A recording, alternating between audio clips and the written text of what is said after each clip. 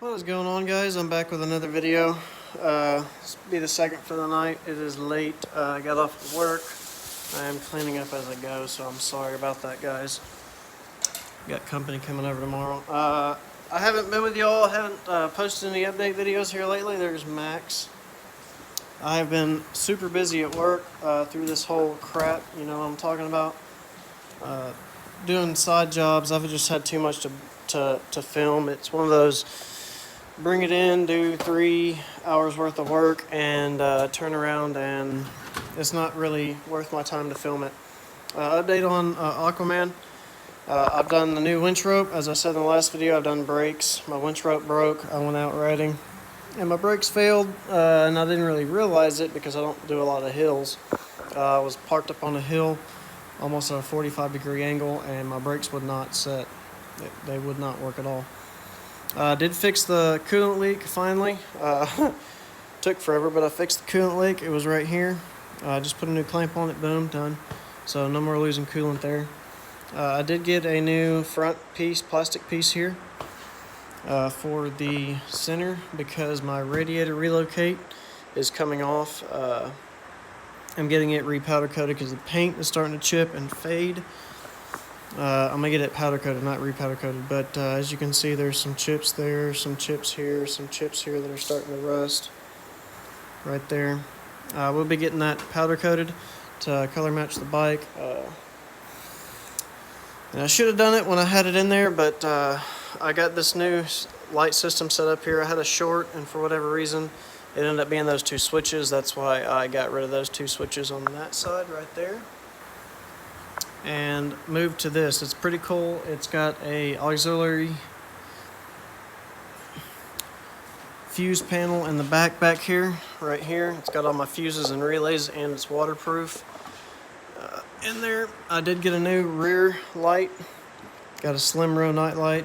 It's underwater a lot of times. I was like, you know what, I'm not going to spend the money to get an expensive one like I did up front. So I'm just going to go ahead and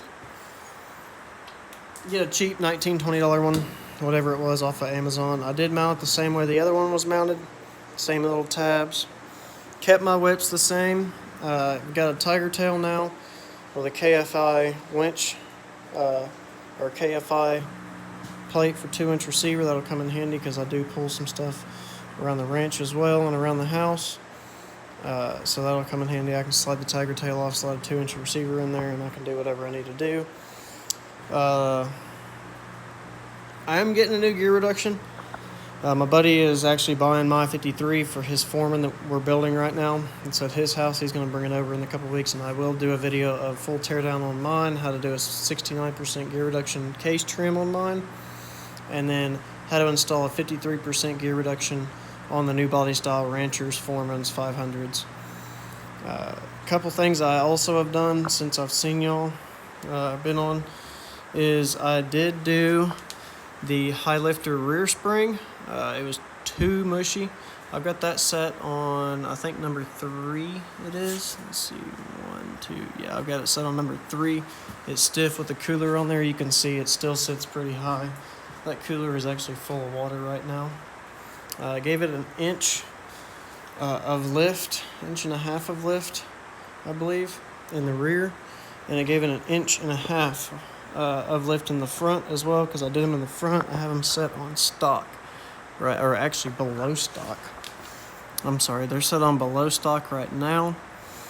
So right now I'm running 3 inches of total lift to 3.5, 2.5 inches of stretch.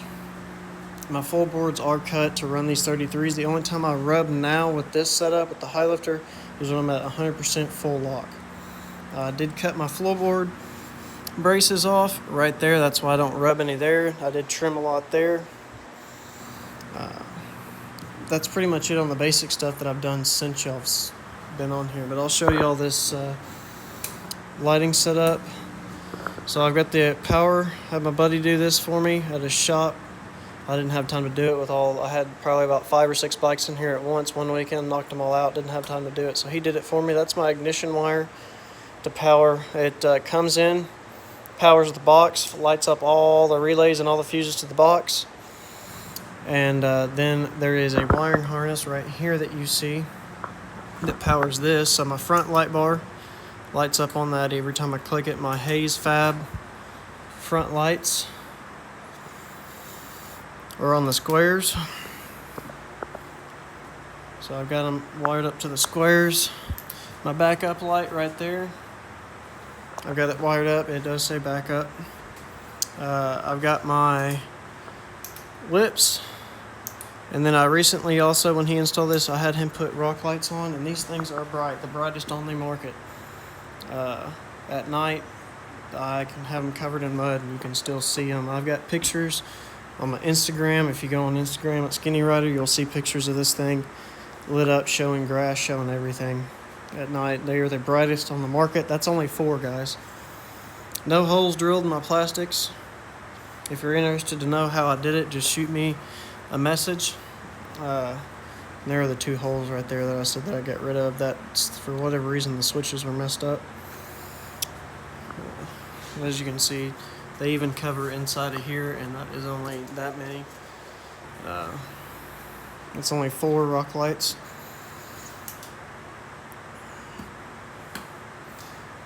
What else have I done? Let's see.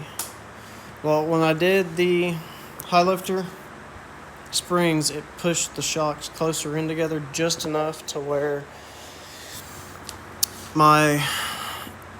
you can see it right there, the white on my snorkel. It started to rub the snorkel, so I had to zip tie it to the frame, which kind of made me mad because now my snorkel is cockeyed off center just a little bit. Used to be straight, now it's cockeyed off the center. I did do the highs as well, the highs front light bar. He hooked me up with that as well. Big shout out to Chaos Off-Road, Sean Mahoney. He hooked me up with this. This sucker is bright. It's actually, I gotta adjust it again because I've been playing with it, trying to get it perfect for night riding. I don't really use it a lot, but whenever I do go deep in mud at night, which I've had this thing so far up to here, which my rack's set at 44 inches, so I'm probably around 50 inches up in water and mud. It's nice to have a light bar where you can see. Next weekend, I'm going to be doing a video how to do the crankcase loop, vent loop. I'm going to do that. I have not done that yet. I need to. I've sunk this thing twice, and the Honda gods were with me. I did not get any water in my oil. I do not know how. Guys, that is about it for everything right now. Want to get this issue figured out, but I'll probably have to order a new winch rope because that just looks kind of trash. But we will figure it out as we go. Like I said, whenever my buddy brings his 4-wheeler over to do the 53, we're going to swap my 53 into his and put my 69 in mine. Just during the summer. Like right now, this is the kind of mud that I was going through. It's just nothing but clay coming off. You can see it just coming off, nothing but clay. I was in probably up to here, and my tires would not turn. And I ain't having that. I'd rather have too much reduction than not enough, and right now I don't have enough reduction. Guys, that is about it on the update on the Rancher. Actually, one last thing, I did get a left-handed throttle. Shout out to Andrew Chase, lefty throttle, extra hand throttle. Did get a left-handed throttle from him. You see it moving over there. This thing is coming amazing. I've loved it. That coupled with the, they call it oh shit strap. Worked out perfect. That is about it, guys. I will catch y'all tomorrow whenever this thing gets the motor put in and fired up and ready to go.